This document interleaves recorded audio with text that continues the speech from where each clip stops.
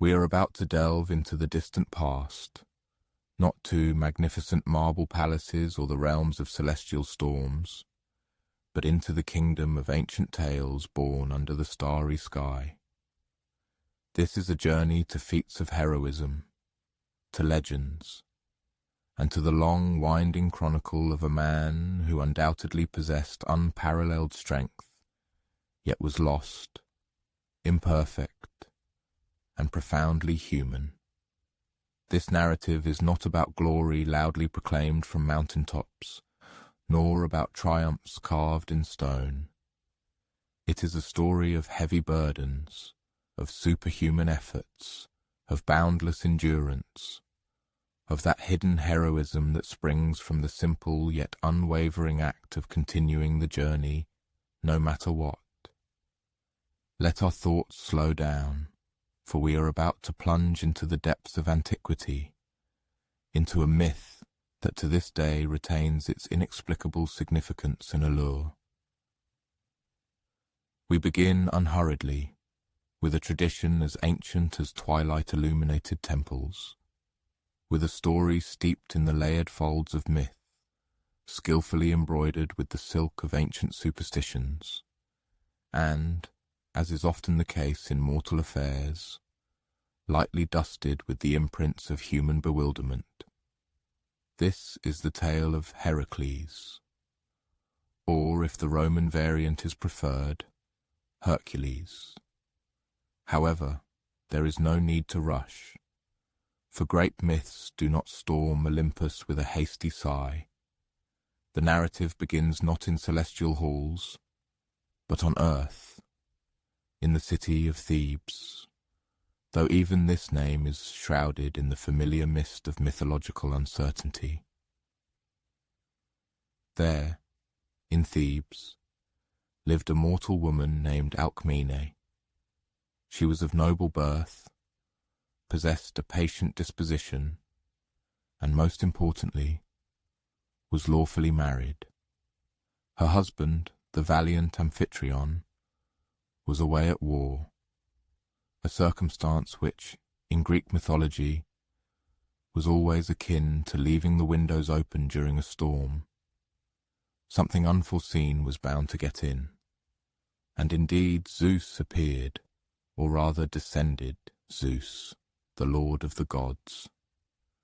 Zeus, the master of thunder, with his flowing beard, the tireless pursuer of nymphs, whose marital fidelity could only be described as purely conceptual.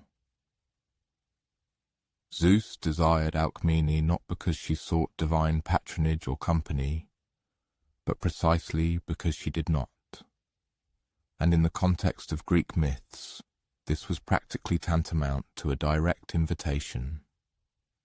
Zeus, skillfully disguised as Amphitryon, who had supposedly returned from war a little ahead of schedule, spent the night with Alcmene. Moreover, he even stretched this night into 3, manipulating time itself in a way only a thunder god could, which seemed excessive even by divine standards. Alcmene, unsuspecting, genuinely believed she was with her husband, and thus the seed of a future demigod was sown. The next morning, the real Amphitryon arrived. Naturally, Alcmene was deeply confused. Amphitryon, in turn, was puzzled when she congratulated him on their romantic evening, which, to his own recollection, had not yet occurred. Eventually, the truth unravelled, like a poorly twisted thread, and the whole affair, as expected, caused displeasure among many, but none so much as Hera. Ah yes, Hera, queen of Olympus, Zeus's lawful wife, long-suffering, sharp-eyed, and, quite understandably, furiously enraged. Her wrath, however, rarely fell upon the true cause, Zeus himself. Instead, it struck, like lightning, the women he pursued and the children born of these celestial transgressions. And in this case, it fell directly upon the unborn Heracles. Here, a brief digression for historical context is appropriate. The ancient Greeks believed that their gods were not omnipotent in the absolute sense that later religions portrayed divinity. The Olympians possessed immense power, yes, but also pronounced flaws, pettiness, burning jealousy, and a depressing lack of conflict resolution skills. In essence, they constituted a divine soap opera, and Hera played her role with unparalleled theatrical flair. When Hera learned of Alcmene's pregnancy, she did not simply seethe in silent fury. No, she sought to prevent Heracles' birth altogether. She convinced her daughter Eileithyia, the goddess of childbirth, to indefinitely postpone the delivery. Poor Alcmene found herself trapped in a tormenting cycle of perpetual labour, a kind of magical stalemate causing unbearable suffering. Fortunately, her resourceful handmaiden Galanthis tricked Eileithyia by loudly exclaiming that the child had already been born, startling the goddess and causing her to loosen her spell. And so Heracles finally came into the world. From the very beginning, he was far from an ordinary child. Firstly, he was enormous. It was said that infant Heracles possessed the strength of many adult men and the appetite of a small army, a rather inconvenient combination for an infant. Hera, still determined to destroy his existence, devised another, even more insidious plan. One night, she sent 2 venomous snakes directly into his crib. Presumably, she hoped for a quiet and unnoticed assassination. But the infant, as the ancient myth tells, grabbed one snake in each hand and ruthlessly strangled them. When his nurse returned, she found him quite cheerful and playing, the snakes hanging lifelessly like discarded toys. This story is one of the earliest recorded in the Heracles cycle, appearing repeatedly in vase paintings and early classical literature. For example, an amphora dating to around 520 BCE depicts Heracles effortlessly squeezing the snakes while the surrounding witnesses stand in horror. Scholars suggest that this story served a dual purpose: to entertain the masses and to vividly demonstrate the hero's divine power from his infancy.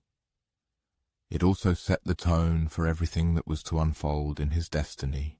Heracles' life, from infancy to eventual deification, would be a long and complex negotiation between divine favor and divine punishment. He was loved and censured, blessed and cursed, a perfect mythological contradiction, foreshadowing his tumultuous fate. Heracles was not Alcmene's only child. She bore another son, Iphicles, by her true husband, Amphitryon. Thus, twins grew up in the household, one of divine origin, the other mortal. One can only imagine how tense and slightly awkward family dinners might have been. Iphicles, though brave and noble in his own right, always lived in the formidable, almost palpable shadow of his demigod brother.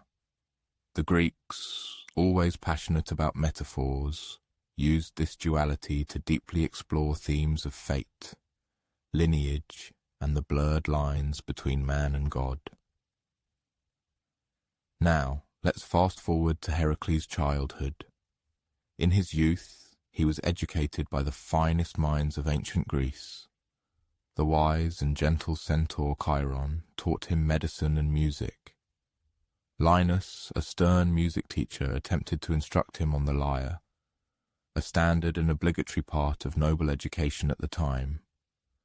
Unfortunately, Heracles showed no patience for scales, much less for his teacher's corrections.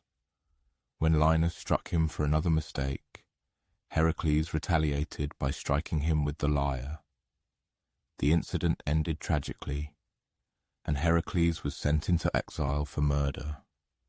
Greek legends, incidentally, abound with such educational failures, where students prove too headstrong or powerful for their mentors. Despite this early setback and exile, Heracles steadily grew in strength and stature. He hunted fierce lions, engaged in skirmishes with wild centaurs, and performed feats that would put any modern gym workout regimen to shame. One of his particularly early deeds involved defeating a lion that ravaged the plains of Cithaeron. Afterward, he proudly wore its hide, the very hide often mistakenly identified in later tales as that of the Nemean lion. Heracles was also known for his ferocious appetite, not just for food, but for life experiences. He drank from the cup of life to the very bottom, often to the great consternation of those around him. One anecdote tells of him single-handedly consuming an entire feast before the other guests even arrived. Whether this was pure truth or exaggeration, it only solidified his image as a larger-than-life figure in every conceivable way. And yet he was not without sin. His character, especially his volatile temper, was both legendary and exceedingly dangerous. This fatal flaw haunted him throughout his life, becoming the source of many tragedies. The most horrific outcome of this flaw manifested in his early adulthood. Hera, the ever-patient and vengeful strategist, struck again, this time not with snakes, but with madness. One day, under her insidious influence, Heracles lost all sense of reality. In his frenzy, he coldly murdered his wife, Megara, and their children. The grief, when his consciousness returned, was all-consuming and unbearable. He sought penance in the only way known to the Greeks, purification through suffering. At the sacred oracle of Delphi, he pleaded for guidance and atonement. The Pythia, speaking with the will of Apollo, commanded him to serve King Eurystheus of Tiryns and perform a series of feats that would later become known as the 12 labors of Heracles. The tasks were so immense and dangerous that they were considered almost impossible for any mortal. Only through this unimaginable penance could Heracles cleanse the stain of his past and earn immortality. However, this grand saga of unimaginable trials and the quest for redemption is merely the prelude to the next, even more captivating chapter that awaits. Historically speaking, the Greeks did not simply invent Heracles out of thin air. It is quite possible he emerged as a heroic figure as early as Mycenaean times. His name appears on Bronze Age Linear B tablets, written as Heracles, attesting to his antiquity. Over centuries, his legend expanded and transformed, adapting to the needs of each new generation. In the 5th century BCE, Athenian dramatists portrayed him as a tragic figure, deeply exploring his inner conflicts, while the Romans later transformed him into a powerful symbol of imperial might. He was also widely worshipped. He was not merely spoken of in taverns and epics, but revered in sanctuaries and at festivals. The cult of Heracles had real followers who brought offerings to temples, prayed for protection, and even held athletic games in his honor. The Olympic Games themselves, though officially associated with Zeus, sometimes included tributes to Heracles as a mythical founder. Heracles also frequently appears in Etruscan art, often under the name Hercules. His figure served as a kind of bridge between different mythologies, being adopted and reinterpreted across the ancient Mediterranean. He became the archetype of the strong man who triumphs through suffering, a theme that resonated deeply and continues to resonate through the centuries. And so this chapter concludes where it began, in a cradle, with an infant who strangled snakes and who was never destined to know true peace. Born of gods, yet raised among mortals, Heracles began his life as a living contradiction, wrapped in muscle and prophecy. He was destined to fight monsters, descend into the gloomy realm of the underworld, and die in agony on a funeral pyre. But all that is yet to come. For now, in the quiet of the approaching night, the image of the infant demigod, already bearing the mark of a great destiny, lingers in the mind, foreshadowing coming upheavals and incredible achievements. Our narrative, instead of exalting triumphs, will now turn to profound sorrow. For before Heracles ascended to the status of the most celebrated hero of the ancient world, he was destined to endure a crushing, tragic, and public fall. This chapter, dear readers, takes its beginning in the abyss of madness. Moreover, it was madness of divine origin, creeping in not with the rustle of fallen leaves or the harbingers of a storm, but with the subtle whisper of a goddess whose heart was filled with unyielding resentment. When we last parted with Heracles, he appeared before us as a colossal figure, mighty both in myth and in physical embodiment. His strength was unparalleled, his appetite truly legendary, and his flowing beard, as aptly noted, did a significant portion of the work in sustaining conversation at social gatherings. He had married Megara, the princess of Thebes, and for the most part seemed to have found peace in the measured rhythm of noble life, perhaps even, dare we suggest, happiness. Such a state of affairs, of course, was utterly unacceptable to Hera, the queen of Olympus, still tormented by the memory of her husband's numerous extramarital affairs and his demigod offspring, patiently bided her time. Hera never forgot anything, and it must be conceded, never forgave. Soon she delivered her next blow. This time she resorted neither to snakes nor to intricate charms. Her weapon was madness, the most insidious of all divine instruments. One moment Heracles was in complete tranquility. The next, the surrounding world had transformed into an unbearable, shifting nightmare. Hera plunged Heracles into the depths of madness. Temporary, yes, but incredibly destructive. In his confusion and fury, he mistook his wife and children for his deadliest enemies. What followed was not a battle, it was a massacre. By the time he regained his senses, the palace was plunged into dead silence. His family was gone. The horror of his deeds crushed him. Thus the mightiest man of Hellas fell not on the battlefield, but in his own home. He perished not by an enemy spear, but by a divine curse. The Greeks called this ate, a ruinous madness sent by the gods themselves. It was not merely a misfortune, but the culminating moment of divine retribution. Even heroes, it turned out, were not immune to such a collapse. Let us pause here, just as the ancient Greeks did, to contemplate the consequences. In mythology, this was not merely a tragedy. It was moral retribution, a kind of cosmic balance.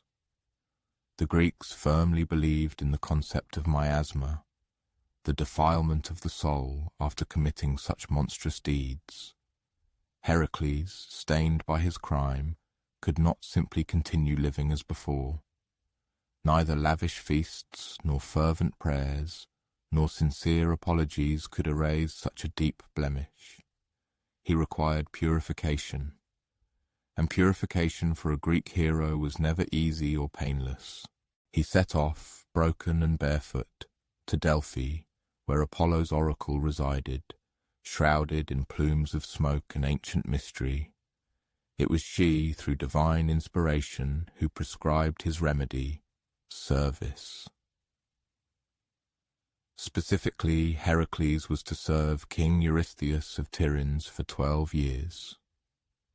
Eurystheus, it should be noted, was far from the person you would hope to encounter at a moment of profound personal crisis. Short in stature with an outsized ego, and perhaps a little too fond of celebrating while others toiled, Eurystheus was Heracles' petty cousin, and by a whim of fate and some interference from Hera, it was Eurystheus, not Heracles, who inherited the throne of Mycenae.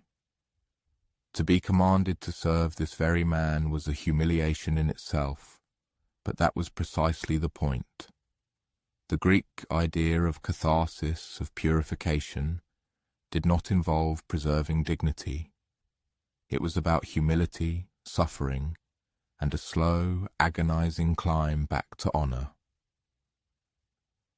Thus, the famous 12 labors were born. But before we proceed to enumerate these deeds of strength and sorrow, let us linger here a little longer, for this chapter, this descent into madness, is truly foundational. It reveals to us that Heracles was not just a crude and straightforward character.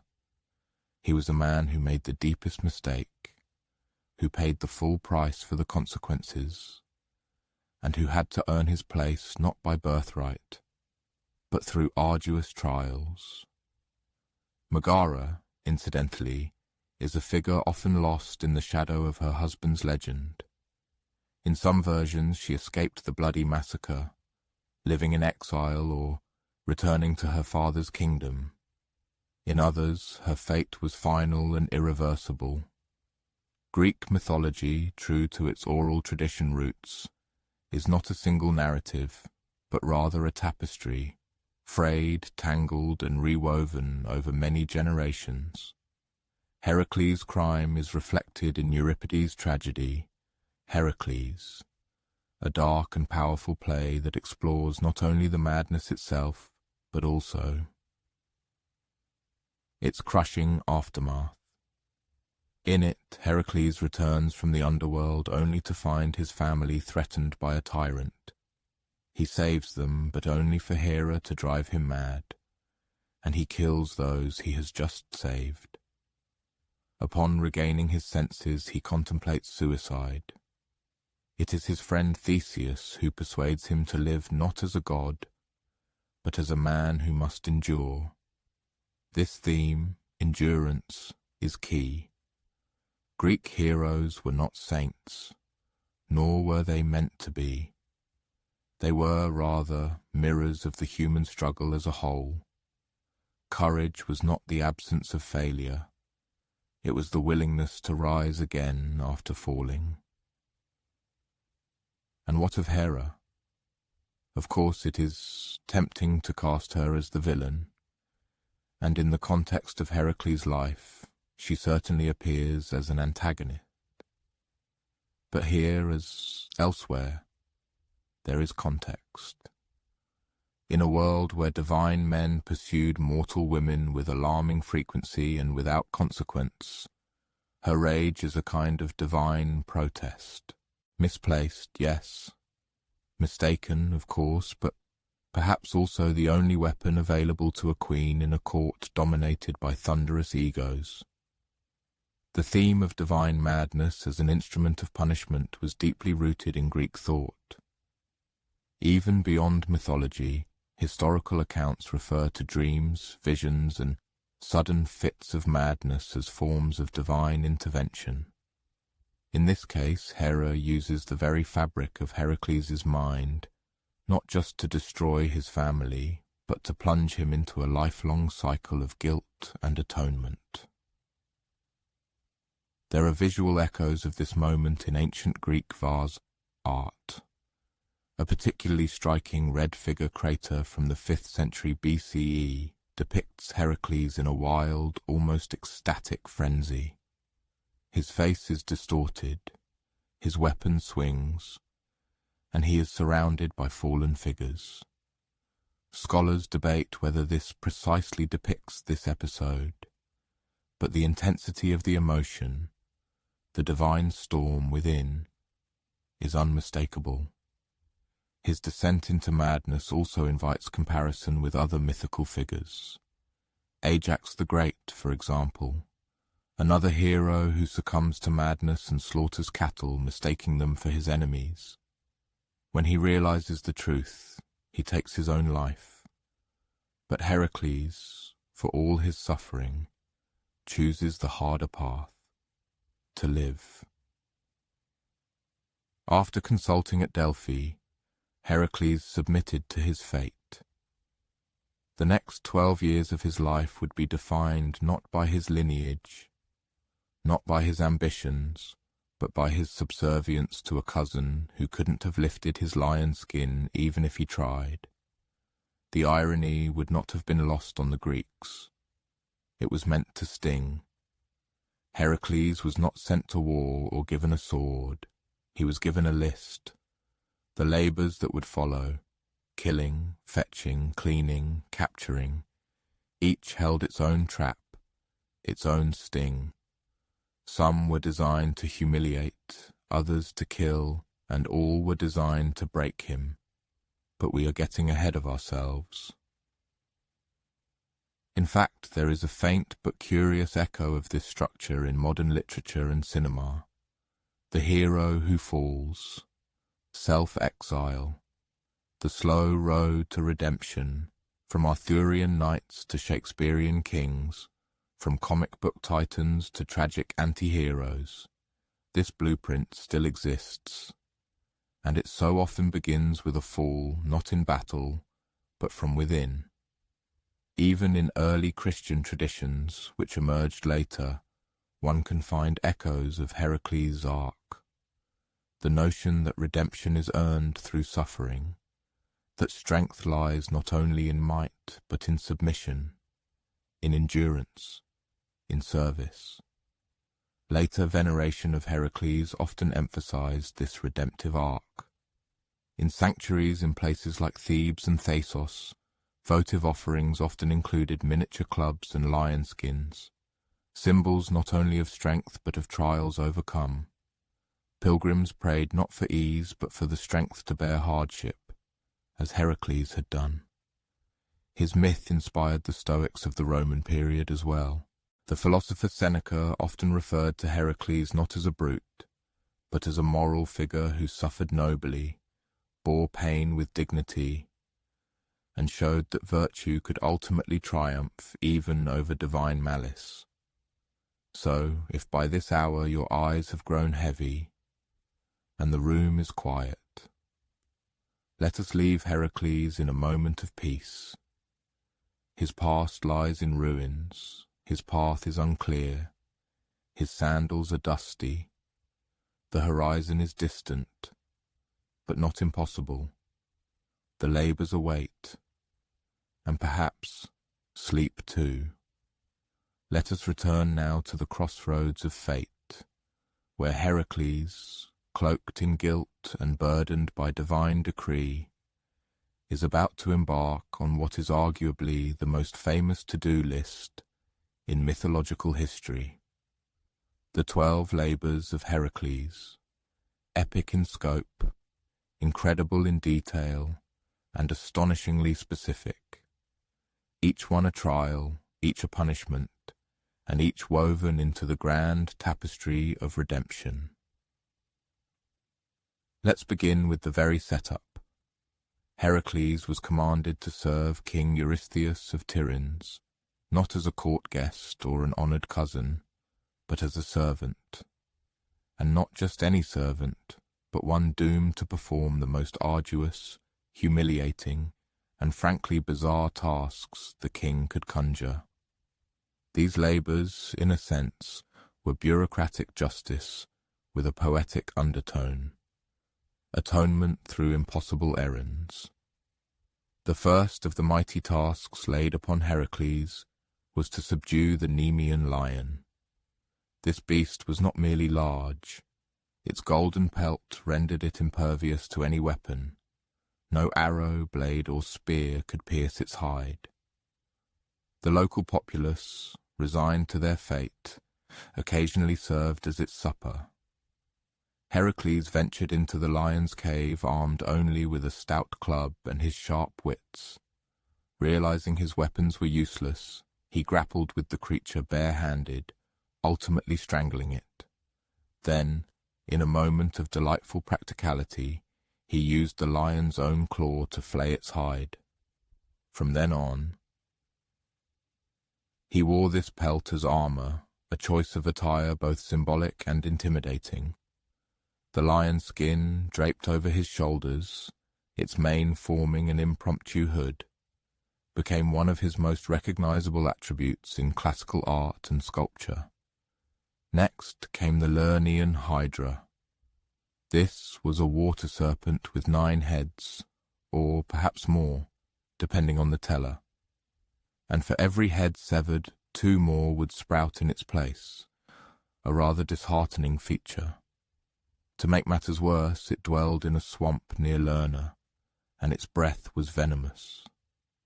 Heracles attacked with sword and fire, while his nephew, Iolaus, cauterized the stumps of the severed necks before they could regenerate. Teamwork, it turned out, was also a heroic quality.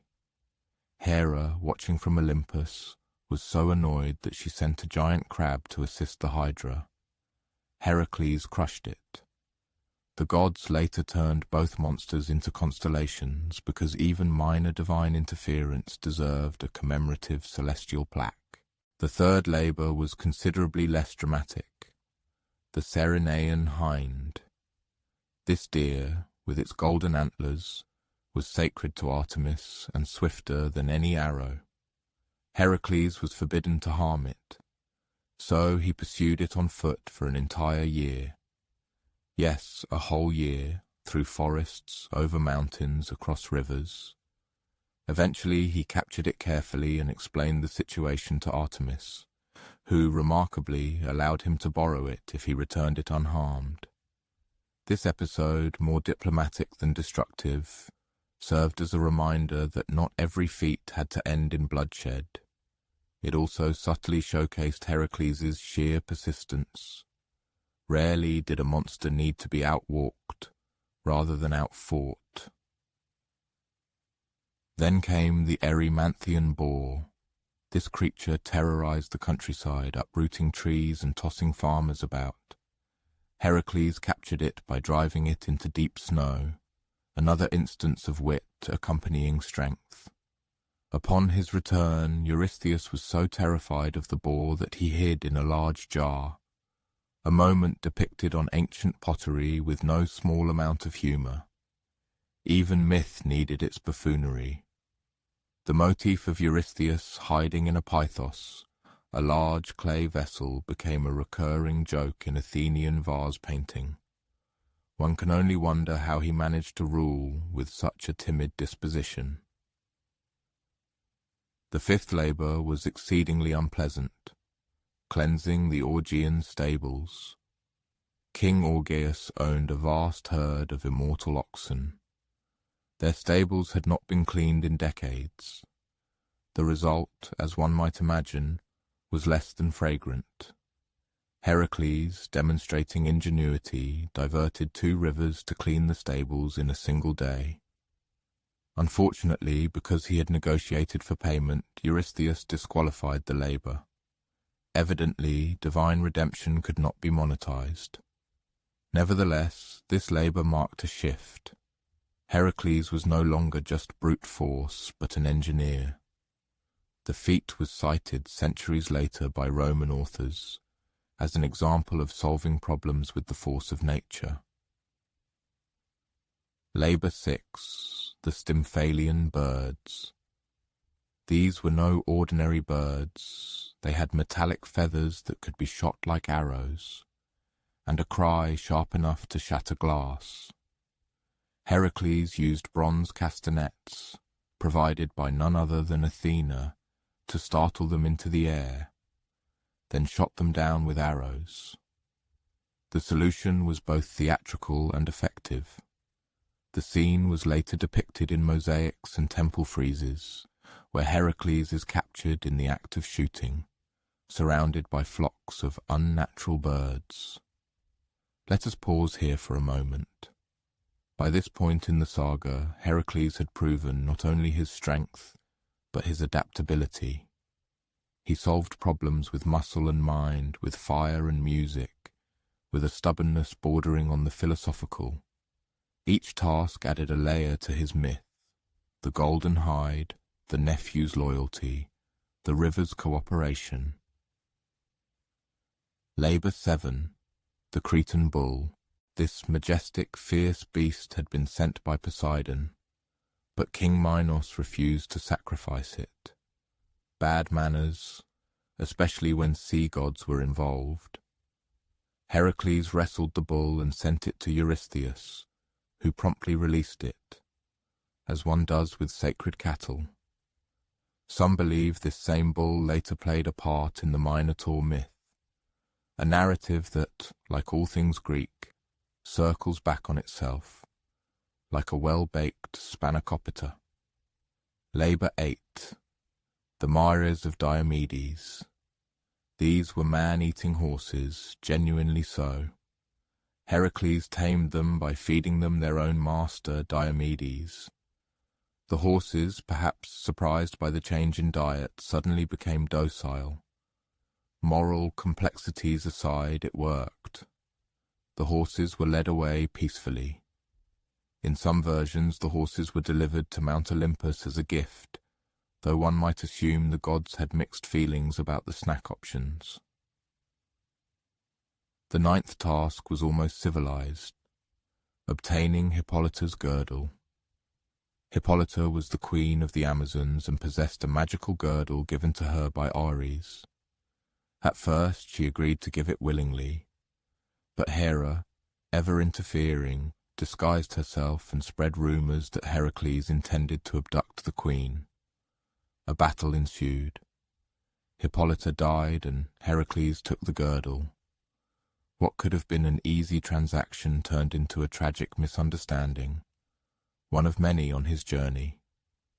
The Amazons in turn became a recurring antagonist in Greek tales.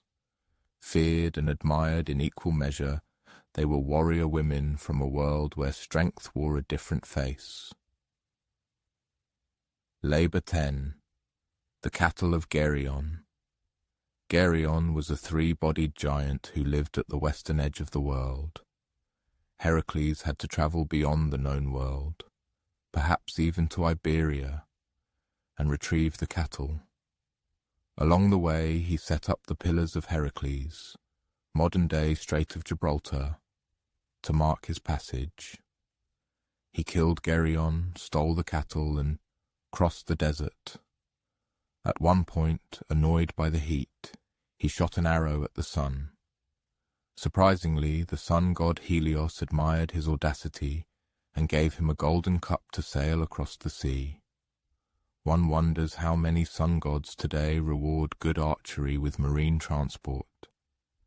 This is a myth that balances between grandeur and absurdity, perhaps intentionally. The 11th task, the apples of the Hesperides. These golden apples were guarded by nymphs and a dragon. Heracles didn't even know where they were. He sought help from Prometheus, then convinced Atlas to retrieve the apples while Heracles held the sky in his place. When Atlas tried to permanently shirk his burden, Heracles tricked him into taking it back. A rare moment when sheer strength was not enough. The weight of the heavens, it seems, required a bit of cunning. In artistic depictions, Heracles is often shown literally supporting the celestial sphere.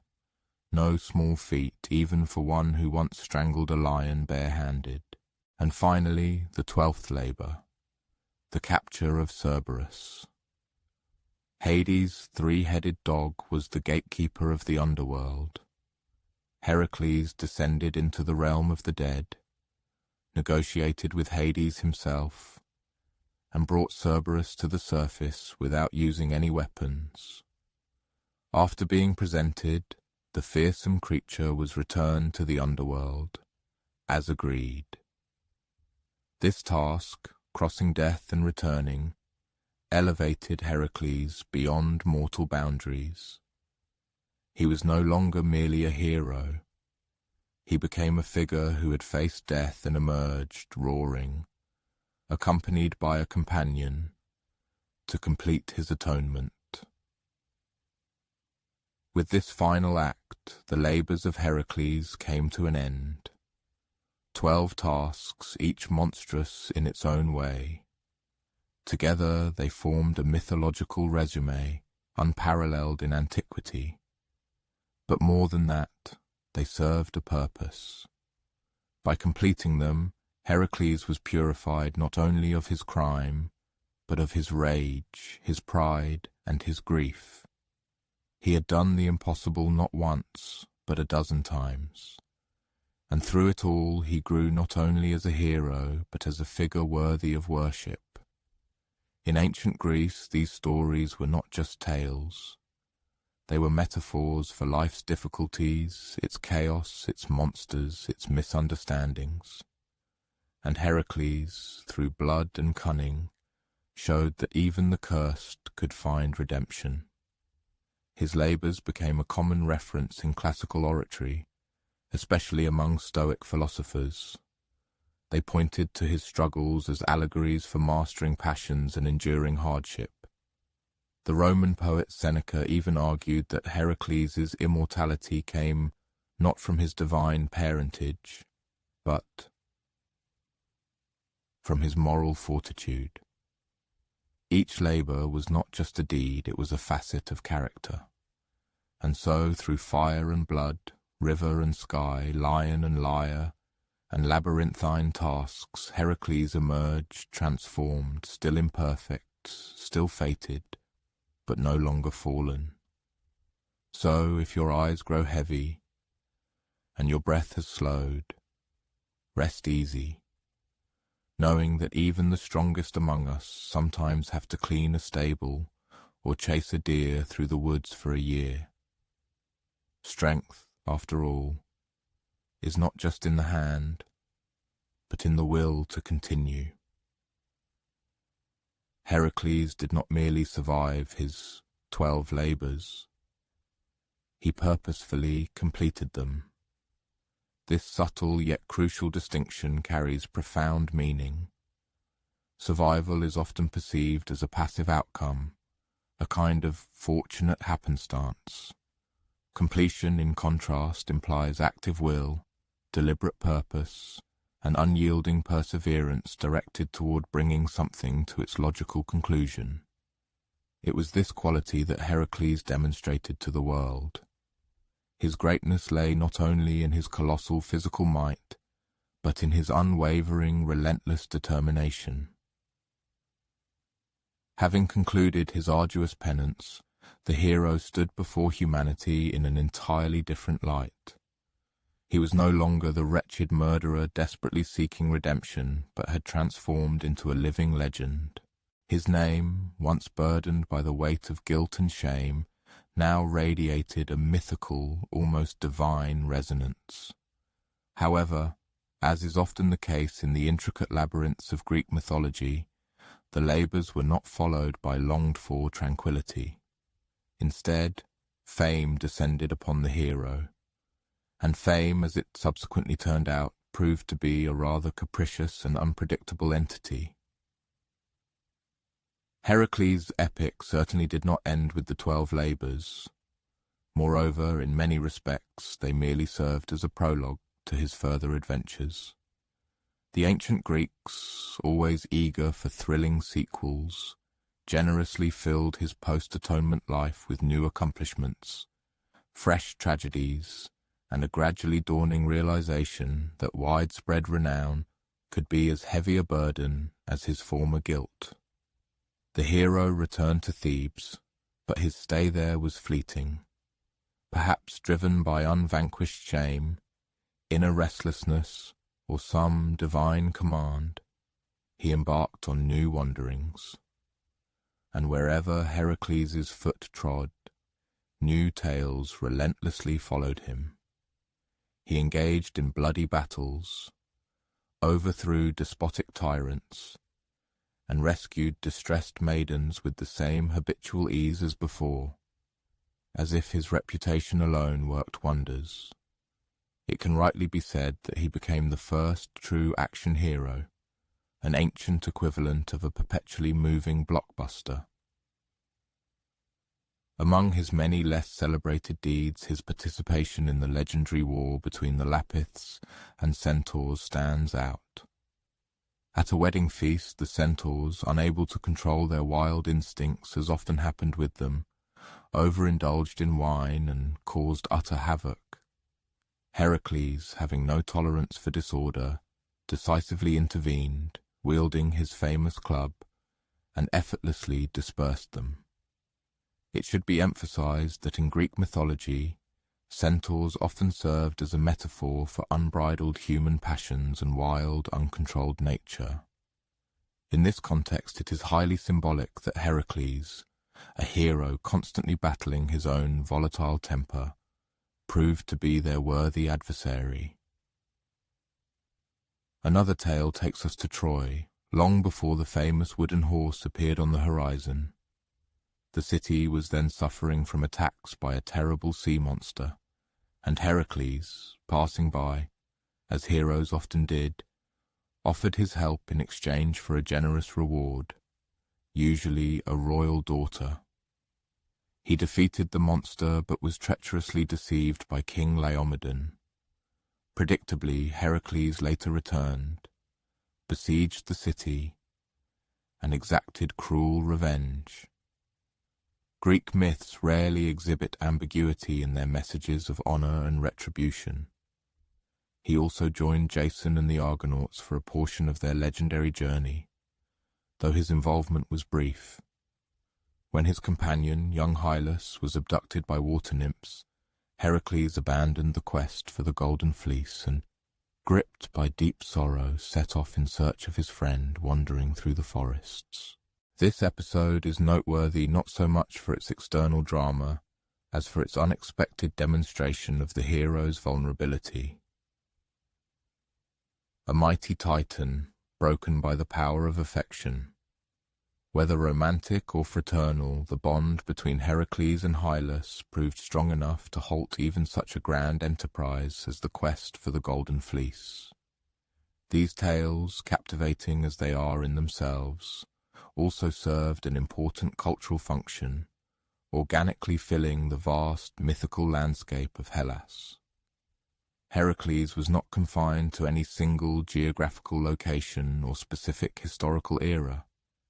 He was truly a pan-Hellenic hero, revered in many cities and worshipped in diverse forms.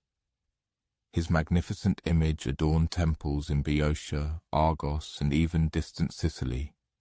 He appeared on coins, in majestic statues, and on countless amphorae, usually depicted in the thick of battle, with his lion skin flowing and his beard defiantly fluttering in the wind.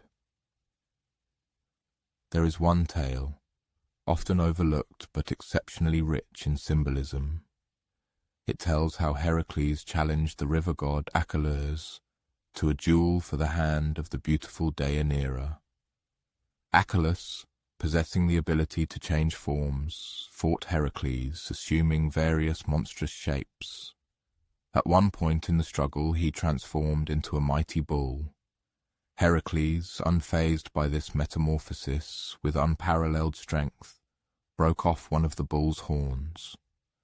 This horn subsequently became the famous cornucopia, a symbol of abundance and fertility. Thus, Heracles not only triumphed over the changing river, but also, quite by accident, bestowed upon the world one of the most recognizable and celebratory table decorations in human history. In another well-known tale, Heracles performed the feat of freeing Prometheus, the very Titan who had been chained to a rock by Zeus for stealing divine fire and bestowing it upon humanity. Prometheus suffered unbearable torment daily.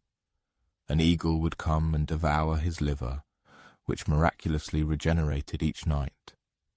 Heracles, passing by, coolly aimed and with a single arrow struck down the tormentor. This act was not merely a moment of liberation, but also a symbol of a certain divine rebellion. This gesture reconciled Heracles with the Titans. elevating him to the rank of a savior of human ingenuity and subtly positioning him not merely as a servant of the gods, but as one willing to challenge them in the name of a righteous cause. However, as his fame spread throughout the world, so too did the complexity of his relationships with those around him. Renown often breeds envy, misunderstanding, and intricate political intrigues, especially when the gods interfere. Consider, for example, his time with Omphale, the queen of Lydia. Yes, a queen. And yes, Heracles indeed served her. According to myth, he was again subjected to punishment, this time for killing a guest, a serious violation of Xenia, the sacred law of hospitality. As atonement, he was sold into slavery and purchased by the queen, who made him perform household duties.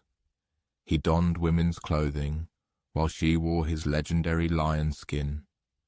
For the Greeks, this story was both humorous and unsettling. It completely inverted customary expectations. The mighty Heracles engaged in silk embroidery.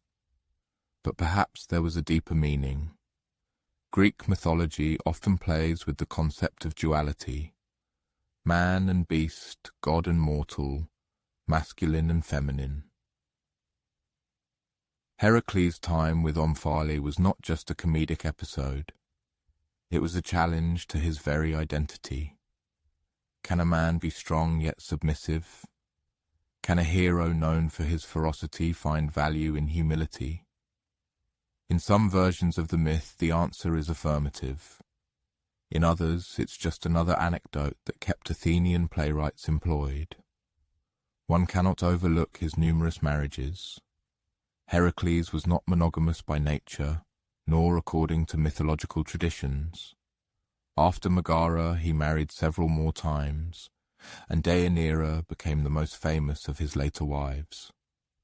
However, before we delve into that final tragic union, it is worth mentioning one of the most touching stories associated with him, the rescue of Alcestis. Alcestis was the wife of King Admetus. When Admetus was destined to die young, she voluntarily offered her life in his stead. Heracles, arriving at the house, unaware of the grief that had befallen it, was deeply moved upon learning of her selfless act. In a rare display of pure compassion, he descended into the underworld and wrestled with death itself, Thanatos, until Alcestis was freed. Here there were no compelled labors, no divine commands, just a hero who once chose to do good for goodness' sake. He is also credited with founding numerous cities, establishing festivals, and laying cultural foundations in the lands he visited. Some Roman sources even claim he established the worship of Zeus in Iberia. Other traditions state that he dug wells, built roads, and taught people the art of breaking horses.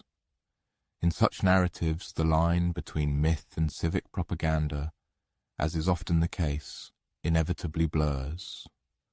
Heracles became both a god of strength and a powerful symbol of order, an irony for one whose early life was primarily defined by chaos and fury. Even the gods themselves continued to actively interact with him. Athena remained his constant patroness, and Apollo, with whom he once engaged in a furious quarrel over a sacred tripod, eventually reconciled with the hero. Incidentally, this divine spat ended with Zeus hurling a lightning bolt between them, as if to say, "Enough, boys." Temples were erected in his honor. Grand festivals were held in his name. The Heraclea, a series of games and rites, were organized in many Greek city-states, and later the Romans adopted him as Hercules Victor, patron of strength and military conquests. Statues depicted him not just as a man of action, but as a figure burdened by a heavy load leaning on his club, with the weight of the lion skin hanging from his shoulders, like an eternal reminder. He became an emblem, a symbol of the delicate balance between enduring glory and pervasive weariness. He was mortal, yet something more than mortal. He could plunge into the depths of madness, but then rise again to the heights of heroism. He could humbly serve a queen and yet strike terror into monsters. His legend grew not because he was perfect, but because he was not. He embodied contradictions. He embodied us. And yet, the narrative of Heracles has not yet reached its conclusion. The majestic arc of his story continued to bend, heading towards its final, fatal crescendo. Ahead lay the tragedy of Deianira and the poisoned robe of love, which became deadly. And beyond that, the funeral pyre and the eternal radiance of the stars. But that, dear reader, is a subject for another tale, another night. For now, let us linger in this chapter of his wanderings and glory. Let us rest by the roadside with the hero. Let us sit under the shade of an olive tree and feel the dust of his long journeys, still warm in the wind. He has earned, if not complete peace, then at least eternal remembrance. Sleep soundly, knowing that even those with divine strength must contend with inexhaustible human complexity. By this point, Heracles' labours had ceased to be solely a punishment. They had transformed into a kind of professional occupation. One can almost picture the hero each evening, leaning over his wine cup, sighing heavily and muttering, "What now?" as another scroll delivers a new, seemingly impossible task. Having completed 6 assignments, including wrestling a lion, navigating a swamp, and cleaning stables, one might assume he had earned, if not rest, then at least a respite. But no, King Eurystheus, ever seeking fault, declared that 2 of the already completed labours could not be counted. The Hydra, he asserted, was defeated through teamwork, and for cleaning the Augean stables, well, Heracles accepted payment. Evidently, divine atonement, in the king's view, was not subject to monetization. Thus, thanks to this bureaucratic pettiness firmly entrenched in the royal court, the total number of labours increased from 10 to 12. And these final 6 tasks were by no means ones that could be completed in a single day or even a few short journeys. No, they were designed to lead Heracles far beyond familiar Greece, into mysterious mythical lands, to the most forgotten and remote corners of the world, and even to the murky, ominous gates of death itself. Quiet. The first of the 12 trials demanded that the legendary Heracles subdue the Cretan bull, a creature born of divine power and known for its exceptionally untamed nature. This bull was once a gift from Poseidon to King Minos of Crete, on the condition that it be sacrificed in honour of the sea god. However, Minos, captivated by the animal's magnificent appearance, and perhaps envisioning it as a striking addition to his personal menagerie, decided to keep it. Such willfulness, as one might easily guess, provoked Poseidon's wrath, who immediately afflicted the bull with madness. The maddened beast began to devastate fields, demolish city walls, and breathe fire upon anyone who dared to look askance at it. Heracles, for his part, managed to subdue this furious creature without much fuss. He sent it back to Eurystheus, who, upon seeing the enraged, snorting bull, hastily dove headfirst into a massive bronze jar, a habit the king apparently practiced regularly. Eventually the bull was released and took up residence near Marathon, where it continued to cause trouble for other heroes. Mythological pest control, it turned out, was an unending task. The next assignment led Heracles to Thrace, a land of harsh winds and warlike tribes, where a grim ruler named Diomedes kept a stable. Ordinary horses do not feast on human flesh, but these were exceptional. Trained to devour the bodies of captives and enemies, Diomedes's mares presented a truly terrifying spectacle. Some traditions claim they breathed fire, while others say their malevolence was simply unnatural. In any case, Heracles was commanded to steal them. He set out with a few companions and engaged in battle with the king's warriors. The culmination of this story is quite grim. Heracles, in a moment of chilling practicality, fed Diomedes to his own horses. One might assume the moral of this act lay in a kind of poetic justice, or, more cynically, in the efficiency of feeding troublesome monarchs to their own carnivorous livestock. Whatever the case, the horses significantly calmed down thereafter.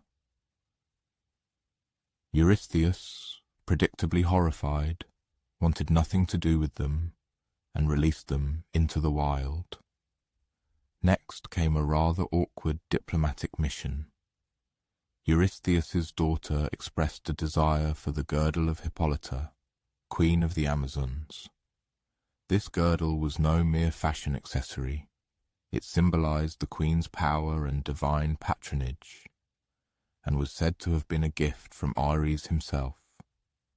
Heracles approached the task with an initially commendable restraint. Hippolyta, impressed by his honesty or perhaps charmed by his muscular physique, agreed to give him the girdle. However, Hera, always with her own agenda, disguised herself as an Amazon and spread rumors that Heracles intended to abduct their queen. Tensions instantly flared, the Amazons attacked. In the ensuing chaos, Hippolyta was killed, either by Heracles, who mistook her for an assailant, or by her own people. Thus ended a potential moment of peace. Heracles took the girdle and sailed home. One could almost hear him muttering, "It couldn't have gone smoothly, could it?" Then it was time for the cattle of Geryon. This was quite an undertaking. Geryon was a three-bodied giant who resided on an island far to the west, beyond the known world. His cattle were a particularly prized breed, tended by a herdsman and guarded by a two-headed dog named Orthrus. Heracles, needing transport, borrowed a golden cup from the sun god Helios. Yes, a literal cup, and used it to cross the great western ocean. The Greeks, to their credit, were never modest in their narrative scale. Upon arrival, Heracles dispatched Orthrus, the herdsman, and finally Geryon himself, using arrows poisoned, of course, with the Hydra's venom. Then began the long journey back, herding the cattle across continents, fending off raiders, thieves, and divine sabotage. Hera, still intent on making Heracles' life difficult, sent gadflies to scatter the herd. Heracles, annoyed but dutiful, gathered them again. One might assume this was not his favorite. Labor.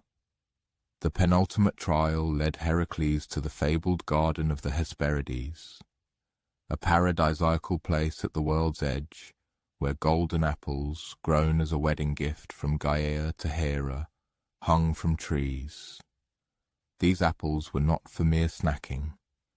They symbolized immortality and were guarded by a 100-headed serpent named Ladon, as well as the nymphs, daughters of the evening star. Heracles didn't know where to find this place, so he did what any mythical hero would do. He found a sea god, wrestled him, and demanded directions. Eventually he located the Titan Atlas, who stood at the world's edge, holding up the celestial sphere. Heracles offered to take on the burden, just for a moment, if Atlas would be so kind as to fetch the apples. Atlas, unsurprisingly, agreed and complied. But when he returned, he proposed to deliver the apples himself and leave Heracles holding the heavens forever. Heracles smiled, nodded, and asked if Atlas would just take the weight for a moment while he adjusted his cloak. The Titan agreed. Heracles passed the burden and walked away with the apples. Never underestimate a man who has wrestled a hydra, cleaned divine stables, and negotiated with immortal celestial beings. He had learned a trick or two, and then it was the final task, the ultimate labor. Heracles was commanded to descend into the underworld, not metaphorically, but literally, and return with Cerberus, the three-headed hound guarding Hades' gates. Unlike his other tasks, this involved no theft, no killing, no trickery. He had to ask permission.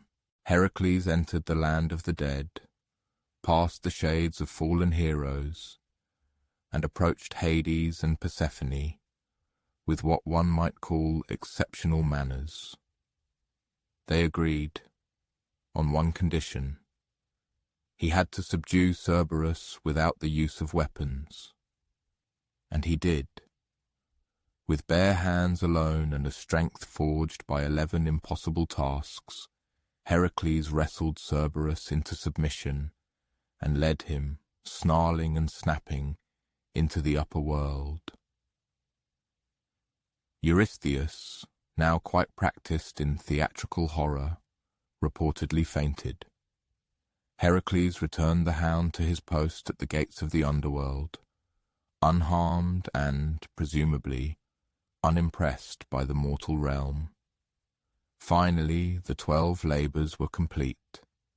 Heracles had faced monsters, gods, queens, and wild beasts. He had travelled beyond known maps and returned not only alive but purified of his sins. These trials, devised by a cowardly king and fueled by a vengeful goddess, had forged him into something more than mortal. His name would echo through temples, amphorae, poetry, and, eventually, Saturday morning cartoons. But this, dear listener, was not the end of Heracles' story. Far from it. The labours had redeemed his soul, but his mortal life would still be marked by struggle, sorrow, and ultimate transformation. For no Greek hero was allowed to rest in quietude, not even the strongest of them all. Heracles, having completed his 12 labours, by all rights should have retired.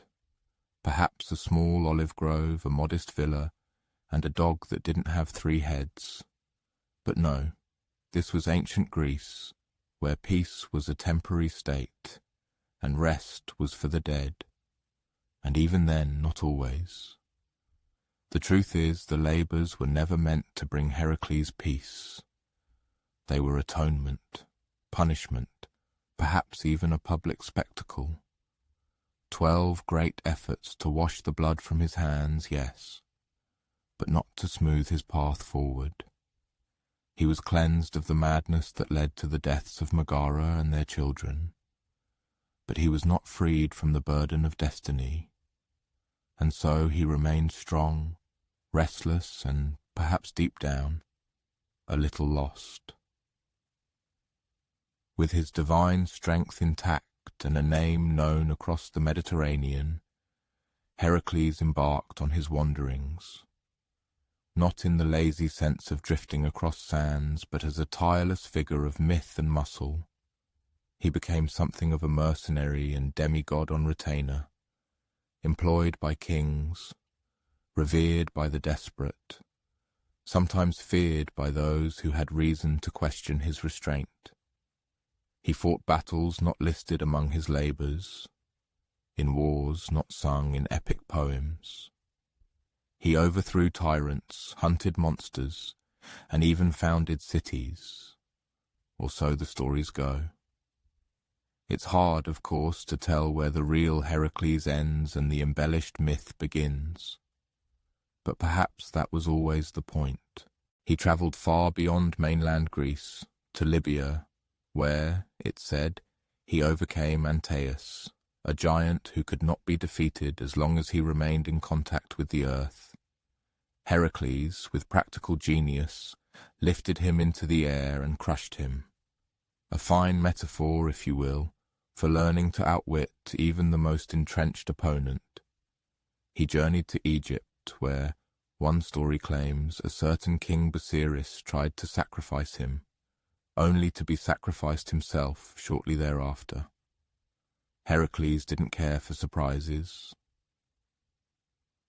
He journeyed to the northern forests and the shores of the Black Sea, places where even Greek sailors whispered of cold winds and strange gods. In many ways, he was the first truly pan-Hellenic hero, a figure whose legend expanded with every ship leaving port and every story told over wine. Local myths absorbed him like a sponge. In Egypt, he was associated with Heracles, a warrior god with strength and a regal bearing. In Phoenicia, he was linked to Melkart, and in Italy the Etruscans began to whisper his name in their own rights.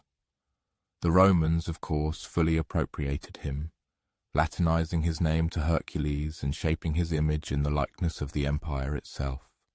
Strong, noble, enduring, and always a little too prone to violence. Even the greatest heroes sometimes feel a profound loneliness. And so Heracles, momentarily setting aside his labours, once again turned his thoughts to marriage. His gaze fell upon Deianira, Princess of Calydon, whose fame extended far beyond her kingdom, not only for her beauty, but also for her keen intellect and distinctly independent character. However, winning her hand proved no easy task. She already had a suitor, the mighty river god Hercules, a shape-shifting deity who quite reasonably asserted his superiority, citing his ancient lineage, divine nature, and significantly fewer public scandals in his history.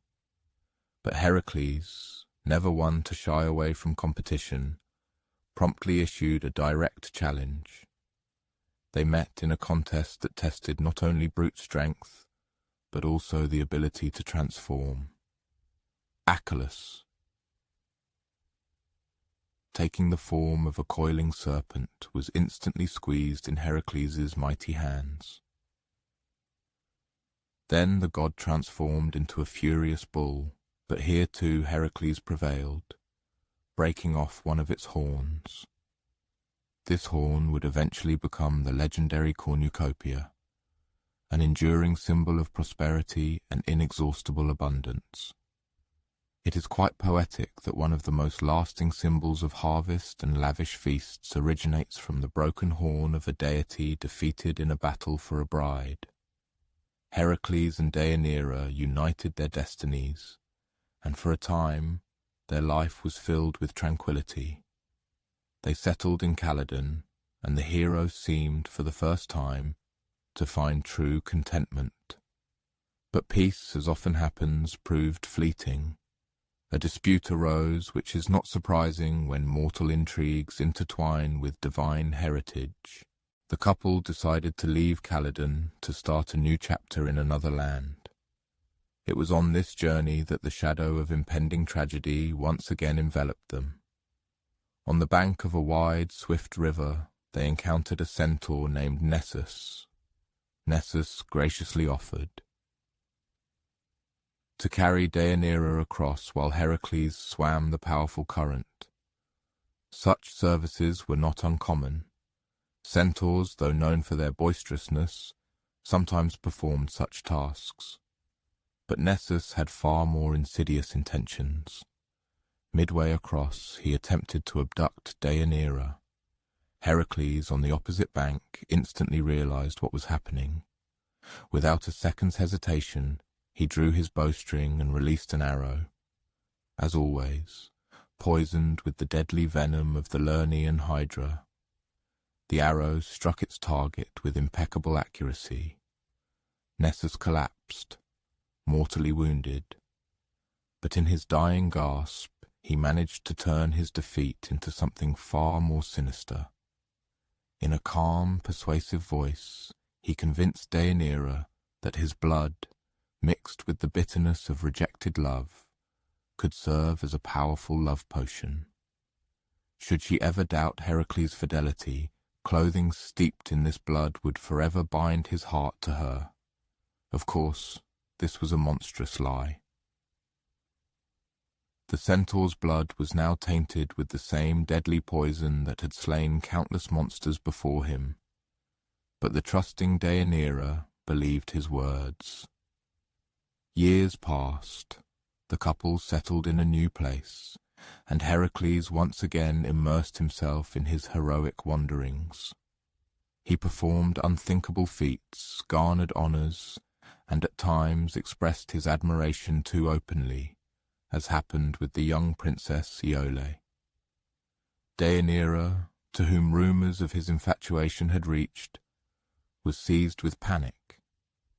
It was not anger, but a deep sorrow, and that hopeless despair that only spring from love and insecurity.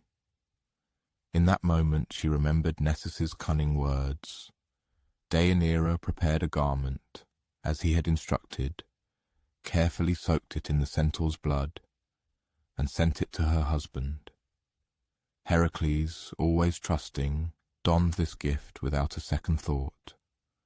The very instant the fabric touched his skin, the unimaginable began, a pain he had never known in his life, and that says a lot, considering he once held the celestial sphere on his shoulders. The poison acted swiftly, penetrating his flesh, burning not with fire but with a sense of betrayal. He desperately tore at the fabric, but it only clung tighter. The more he struggled, the more torment it inflicted.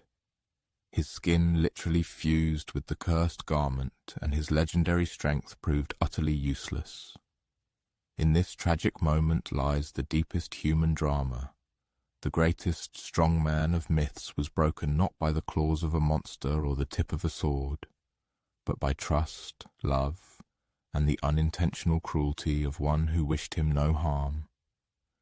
Heracles, realizing the inevitability of his end, ascended to the summit of Mount Oeta. There, he commanded a funeral pyre to be built. None of those around him dared to light it, driven either by awe or by fear of the great hero. Finally, a stranger, whom tradition sometimes identifies as Philoctetes, a skilled archer, agreed to fulfill this sorrowful request. In gratitude, Heracles handed him his legendary bow, a sacred weapon destined to play a key role in the coming Trojan War. Then the hero lay down submissively, surrounded by a pile of wood, and awaited the arrival of the cleansing flames. When the all-consuming flames engulfed his mortal shell, something truly astonishing occurred. His divine essence, that part inherited from the mighty Zeus, rose from the fire completely unharmed. He ascended to majestic Olympus, shedding all earthly suffering, memories, and the unbearable weight of mortal existence. And there, in an event that can be called the most unexpected reconciliation in all of mythology, he was met by Hera herself. The goddess who had persecuted him from birth, who had tried to kill him in his cradle by sending snakes, now welcomed him into the company of the gods and gave him her daughter Hebe, the beautiful goddess of youth, as his wife. This ending seems very neat, perhaps even too perfect. However, myth is not meant to reflect literal justice. Its purpose is to convey profound meaning. Heracles ascended to the status of a god. He was worshipped in numerous sanctuaries throughout Greece and far beyond. Athletes prayed to him for strength, and warriors invoked his name in the heat of battle. Ordinary people facing life's adversities remembered that even the great Heracles had known suffering. He ceased to be merely a hero. He became the embodiment of endurance, redemption, a symbol of the long and arduous journey from mistakes to forgiveness. His image adorned vases, temple reliefs, lived in the minds of poets and orators. The Romans erected magnificent temples to him, and the Byzantines later reinterpreted his legacy. And even today, his story resonates in the pages of comic books, in the images of muscular heroes on silver screens, in metaphors about impossible feats and the unyielding will to continue the struggle. For Heracles did not merely fight monsters. He waged war with himself, with his impulses, his rage, his guilt. In the end, he emerged from this struggle wounded, scorched, perhaps even a little wiser, but found inner peace. Not all heroes are crowned with laurel leaves. Some receive a crown of flames. Some find their paradise not through impeccable purity, but through persistent overcoming. And so we leave him not on the funeral pyre, not on shining Olympus, but somewhere in between, in the space between the mortal and divine worlds. He is still moving, perhaps in the twilight lands of eternal memory. He remains an embodiment of power and sorrow, justice and error.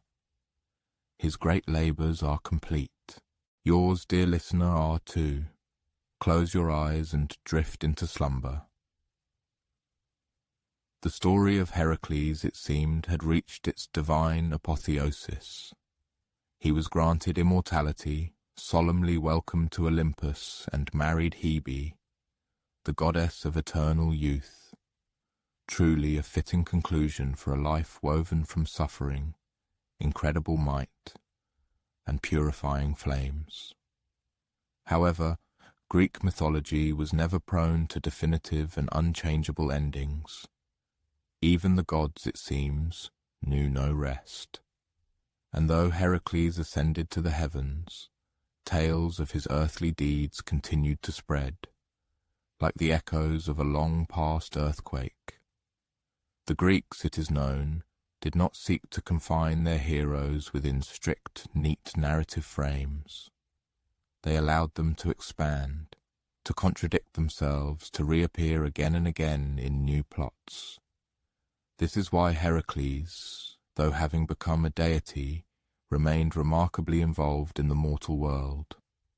His cults grew, his adventures acquired new details, entire cities proudly claimed his patronage. And in many corners, he was not merely remembered, he was active, a hero who, despite his deification, never ceased his movement. Thus, this chapter is not a cohesive narrative, but rather a patchwork quilt of lesser-known stories that exist on the border between myth and cult, between the whisper of ancient legend and strict ritual. These are stories of Heracles the Wanderer, a god who seemed never to be able to find a permanent home. Let's begin with a notable incident involving Heracles and Prometheus. Prometheus, as you may recall, had a rather unfortunate time after bestowing sacred fire upon humanity. Zeus, in a mood best described as perpetual displeasure, chained him to a rock in the Caucasus Mountains. There, a vast, tireless eagle, probably quite pleased with its career, daily devoured his liver, which miraculously regenerated each night. It was a divine punishment with a peculiar, grim poetry. And then, one day, Heracles appeared before him. The specific motive for his appearance is not stated. He was simply passing by, as often happens with gods and heroes in ancient tales, and found Prometheus, still chained, still bleeding, still awaiting his hour. Heracles, always practical, took his bow and, with one accurate shot, killed the eagle. Just like that. Just one arrow. Then he broke the chains. Zeus, surprisingly, did not object. Perhaps he was moved by the heroic act, or perhaps he was simply tired of the whole long affair. This is truly a striking episode. Heracles, a mortal who became a god, frees a titan who protected humanity.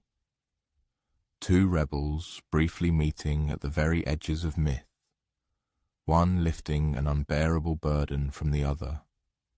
This is a story that does not thunder, but quietly and persistently resonates through the ages. Soon after these events, Heracles found himself embroiled in another confrontation.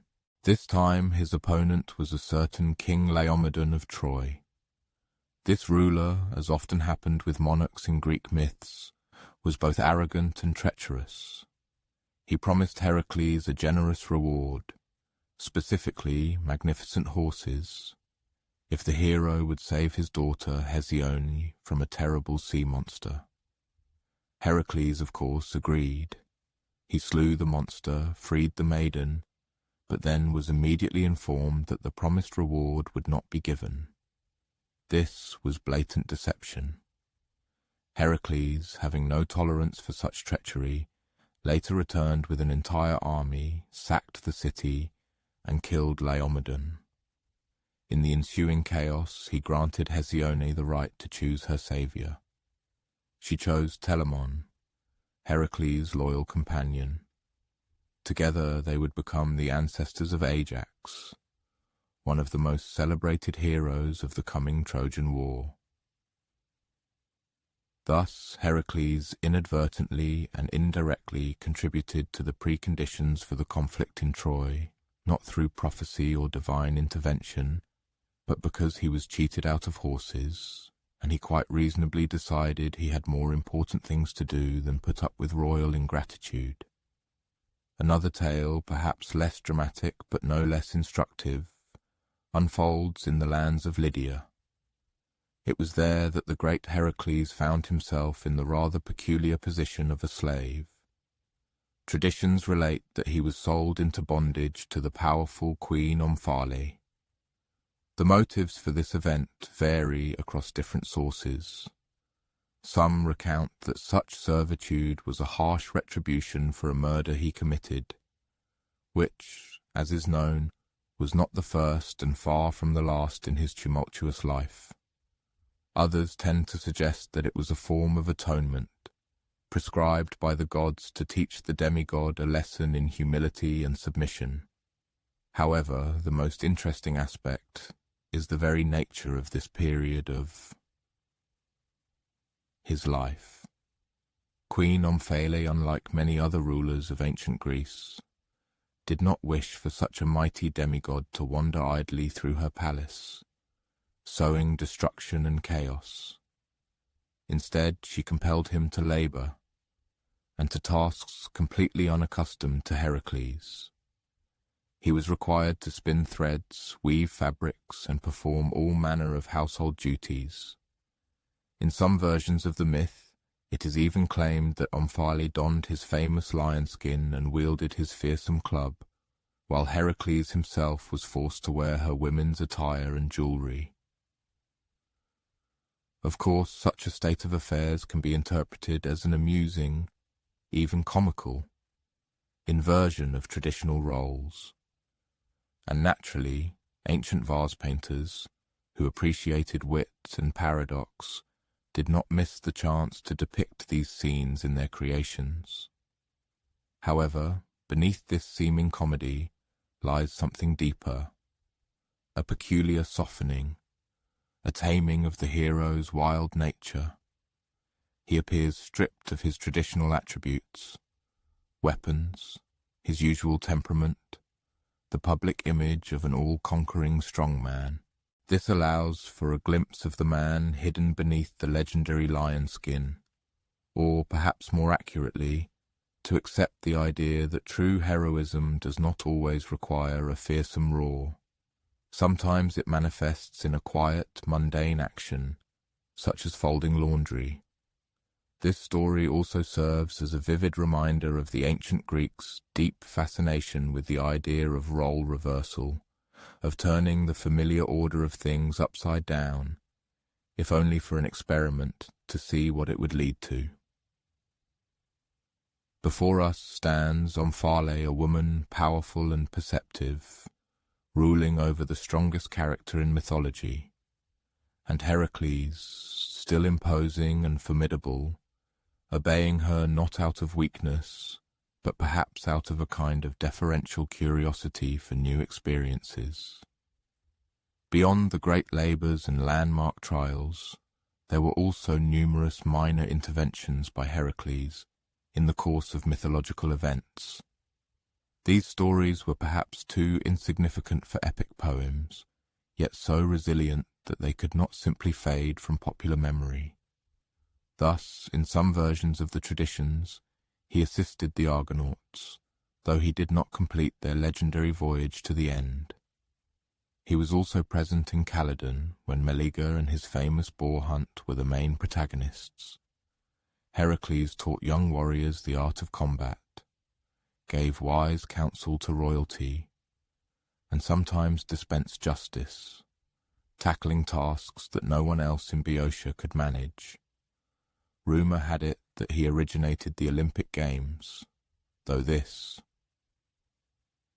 high honour is also attributed to Pelops and even to the supreme god Zeus himself. Nevertheless, Heracles' image in Olympia became firmly rooted in the cultural consciousness. His majestic statues adorned the gymnasiums where athletes trained. Wrestlers made sacred libations in Heracles' name before their matches. He was not merely remembered, he was tangibly present, invoked in every drop of sweat and every effort in the struggle for athletic glory. In the Roman world, Heracles was virtually reinvented. Hercules, as he was called in Latin, no longer appeared as a crude, guilt-ridden wanderer. He was transformed into a civic hero who erected temples, protected roads, and patronized merchants and warriors. Merchants prayed to him for safe passage. Legionnaires marched under banners bearing his image. Emperors eagerly adopted his iconography, associating themselves with his power. Even Marcus Aurelius, the philosopher on the throne, expressed his admiration for Hercules, creating texts about strength of spirit and endurance that clearly echoed the Heraclean archetype. However, this was a completely different Hercules, polished, politically engaged, carved in marble with a slight smile. The rough, impulsive man who once burned on a funeral pyre now became the embodiment of virtue. He remained mighty and noble, but, as one might observe, was slightly embellished, adapted to new ideals, and yet his image retained its allure through centuries, diverse cultures, and numerous reinterpretations. The figure of Heracles invariably remained in people's minds. The reason for this was not his perfection. On the contrary, it was his imperfection that made him so relatable. He was human, despite his demigod nature. Possessing colossal strength, he nevertheless knew the bitterness of defeat. For all his belonging to the divine world, he experienced doubts. Heracles could rage in anger, love deeply, grieve profoundly, and then find the strength to try again. His heroic deeds, however grand they seemed, reflected the countless, far less visible efforts of daily life. Those tasks that people repeat day in and day out, stoically endure and, eventually, one day complete. On the southern coast of Sicily, in Agrigento, the ancient temple of Heracles still stands today, or rather what remains of it. Its columns now lean askew, silently bearing witness to millennia spent under the influence of wind, sea salt, and scorching sun. No one worships there anymore, but the stones of its walls still retain the warmth of the summer light. And somewhere beneath these ancient ruins, a story continues to live. It is a silent story, telling not of great deeds or vanquished monsters, but of a man who once sought peace. Perhaps it is in retelling his fate that people find echoes of this longing for themselves. For the true legacy of Heracles likely lies not in his immense strength, not in his universal glory, and not even in the immortality granted to him. Perhaps it is the unyielding fact that he never gave up. He passed through the crucible of suffering and fire, across continents and eras, leaving behind an image, a memory that whispers that struggle is not equivalent to defeat, that hard work is not a sign of weakness, and that even the mightiest must bend a knee to rise again. Therefore, let his myths continue to live. Let the image of Heracles appear where it is needed, in sacred temples, in inspired songs, in the depths of dreams. Let him remain an eternal wandering god, a slightly lost hero, an old and faithful friend remembered in moments of life's trials. His famous club may be gone, but his invisible footprints remain. May everyone who has listened to this tale find peace. The world can wait, for the next labor, as always, will begin with the dawn of a new day. Tonight is for sleep. Tales have a way of ending, but not all of them depart instantly. Some fade gently and softly, like a flickering candle flame at the bottom of a glass.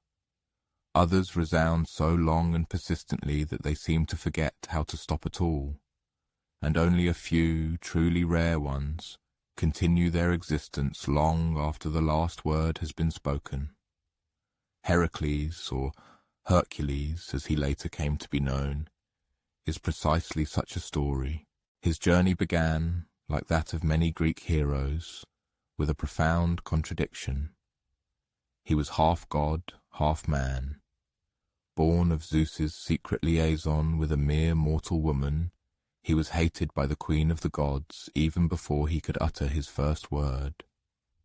Many loved him, but even more feared him, and he was called upon to atone for his sins with deeds so unbearably difficult that they were forever etched in the memory of generations. His life's path led him through many trials. These included snakes in the cradle, labors that pushed the boundaries of the known world, moments of madness, battles with river gods and formidable monsters, and even a struggle with grief itself, a poisoned robe, purifying flames, an ascent to Olympus, and finally, a troubled peace. But even after 10 chapters and thousands of words dedicated to his fate, the question invariably arises, why does he remain with us? Not only in ancient temples and modern textbooks, not only on the pages of epic poems, or in the fleeting frames of morning cartoons, but deep within ourselves. Why is Heracles still alive? In our metaphors, in our gymnasiums, in our dreams, in our deepest inner dialogues. It seems that the reason for his eternal relevance lies not so much in his physical strength, for strength abounds in myths. Titans held up the heavens, Cyclopes hurled enormous boulders, Achilles was incredibly swift, Odysseus acutely intelligent, and Theseus exceptionally brave. But Heracles was different. His uniqueness lay not in what he could do, but in what he was compelled to do, and more importantly, in what he endured while fulfilling those obligations. The ancient Greeks never idealized Heracles. He was impulsive, unpredictable in his actions. He committed murders when it was unacceptable. He wept when others might have chosen to hide their emotions. He begged for help. He made serious mistakes and paid for them for many years. And yet, despite all these transgressions and sufferings, he invariably continued his journey. It is this quality, more significant than his lion skin or mighty club, that is the true form of his legacy, his indomitable persistence. The Hellenes had a special word for this quality, karteria, meaning endurance. It was the ability to bear suffering with dignity, to withstand what seemed unbearable, to carry the burden of one's own guilt on one's shoulders, like a bag of stones, and still continue to climb the mountain, to clean stubbles when their stench became unbearable, to fight a hydra, knowing that new heads would grow where old ones were severed, to undertake tasks that no one asked for, to sort out the mess left by others, and to do all this not for glory or recognition, but because it simply had to be done. Heracles became the living embodiment of these ideas. He was not a hero of ultimate victory. He was a hero of tireless effort. The Stoics, those ancient philosophers, clearly understood the depth of his character. For them, Heracles was not merely an embodiment of brute force. He was a moral backbone, an ethical example. Marcus Aurelius, in his famous Meditations, though not mentioning Heracles by name, his spirit is felt in every word of the emperor. A man should construct his life deed by deed, he writes, and be content if each one achieves its purpose, as far as possible, and no one can prevent him from doing this. In essence, such was the life lived by Heracles. It was not flawless, not easy, not without mistakes, but it was invariably persistent. And in this persistence, there was undoubtedly something divine. Even after his death, or deification, depending on one's perspective, Heracles did not remain in a state of immobile rest. He did not transform into some detached, distant deity, floating in the clouds and sipping ambrosia in boring omnipotence. He remained active, invoked, palpably present. In Thebes, athletes poured oil on altars dedicated to his name. Wrestlers rubbed their hands and whispered prayers to him before matches.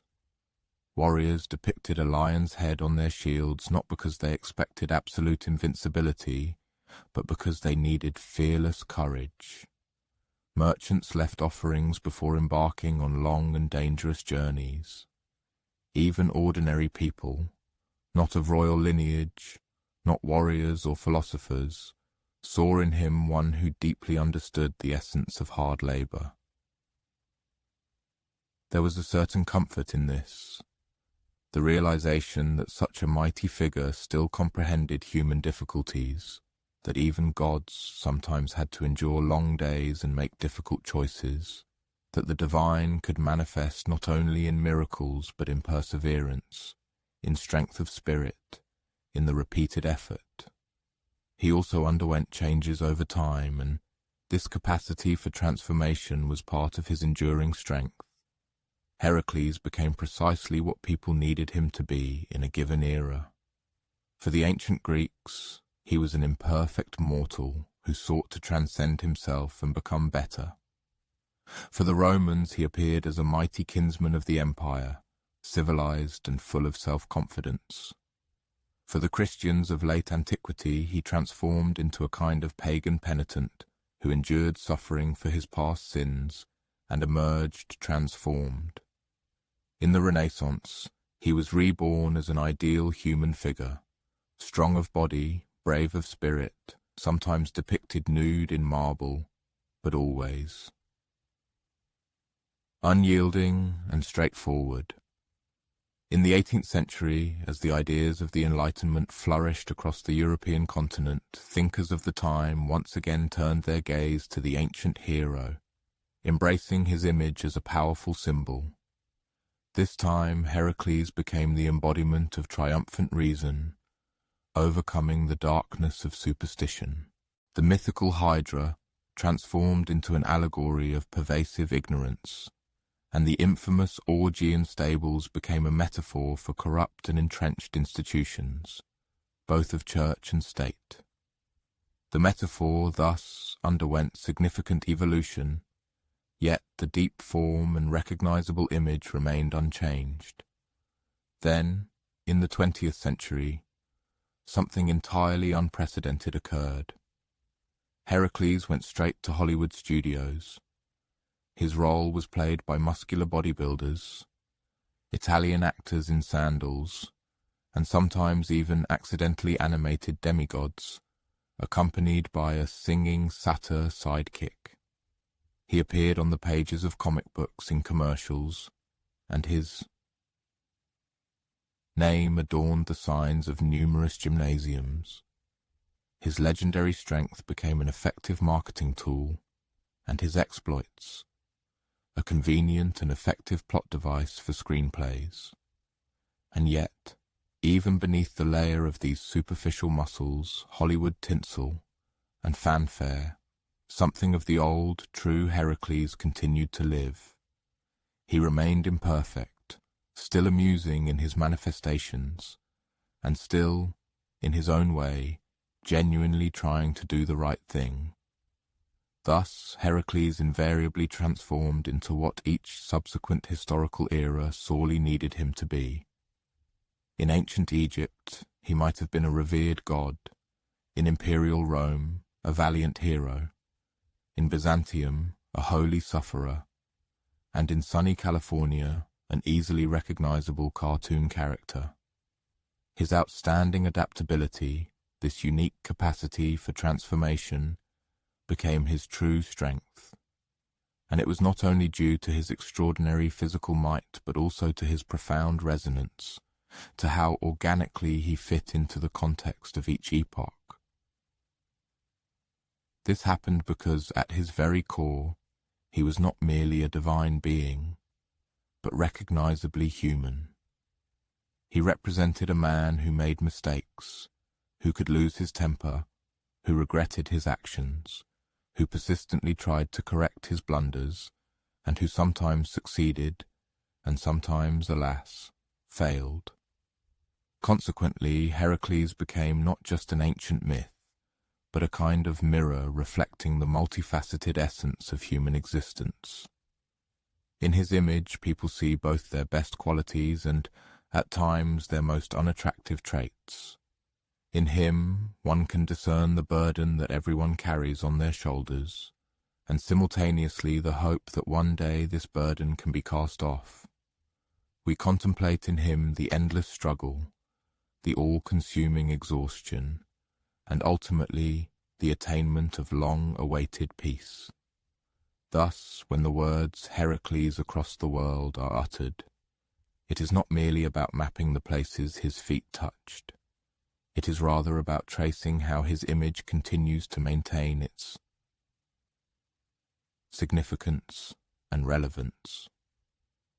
He is present in philosophy, in art, in those quiet metaphors that people use, sometimes without realizing their ancient origin. To call someone Herculean means to acknowledge them not only as strong, yes, but also as determined, persistent, capable of facing challenges that no one else might dare to confront. And this, perhaps, is the truest of all his legacies. Not the magnificent temples, not the blockbusters, not the myths carved in fading marble, but precisely the idea that true strength lies not in the ability to remain untouched by difficulties, but in the ability to face them anyway, quietly, tirelessly, and with kindness. So wherever a person may be tonight, whether under bright electric lights or beneath the canopy of ancient stars, they should know that the very man who once wrestled giants now gently waits in their own story. And perhaps when circumstances feel too heavy to lift, they will remember Heracles and still make the attempt. Let the listener now rest. The world can wait. The next labor begins in the morning. Tonight a person sleeps. And now, as this story draws to its logical conclusion, one might ask what remains after all these centuries. Not the monsters, for they are long gone. Not the labors, for those were his personal accomplishments. What remains is an idea. The idea that people can stand up to things, even when they seem utterly impossible. That true strength is measured not in glory and recognition, but in effort. That one doesn't have to be a god to matter. One simply has to keep going, and sometimes to stop, to put down one's burdens, to rest by the fire, to eat, to drink, to sleep. Heracles would have understood that.